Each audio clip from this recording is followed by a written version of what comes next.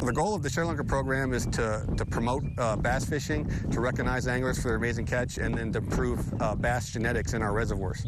In this week's Our Water, we are releasing largemouth bass donated to Texas Parks and Wildlife back to their homes at the O.H. Ivy Reservoir. In the past few years, O.H. Ivy has produced most of the bass donated to the Texas Parks and Wildlife ShareLunker program, with this year accounting for 15 of the 18 ShareLunkers in the state. We had 15 ShareLunker entries come out of O.H. Ivy this year, and so those fish were taken. They were donated by anglers and taken to the hatchery, Texas Parks and Wildlife Hatchery in Athens, and those fish were spawned. And then once the spawning is complete, we bring them back to the lake and release them. And a lot of the anglers that catch the fish, they come back and release their own fish, a lot of times right where they caught them.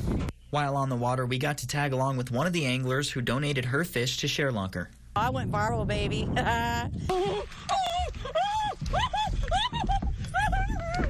I couldn't keep calm. I went nuts. I tried not to scream. I tried my best, but yeah, it was exciting. Go, sister! Hi! Woo!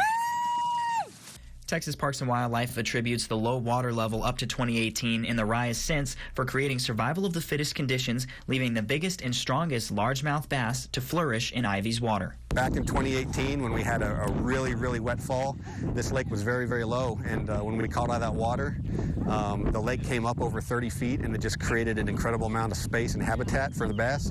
And ever since that water level rise in 18, the fish have just pretty much had the run of the place, been able to grow very fast. And so what would probably have normally been just an 8 to 10 pound bass, with unlimited food and space, become the 13-plus bass that we've seen caught the last 3 years. San Angelo District Supervisor Lynn Wright says with the ShareLunkers being returned home and their spawn also being placed in Ivy, we can expect to see many more large bass in the lake for years to come. Those fish that grow 13-plus pounds, they have the genetics to grow that large. And so by the anglers donating that fish and us able to incorporate those fish's genetics into our stocking program, proliferates those types of genetics and hopefully is going to produce more trophy bass in the future. For Our Water, I'm Nathan Mayer. For more Our Water stories, visit ConchoValleyHomepage.com/water.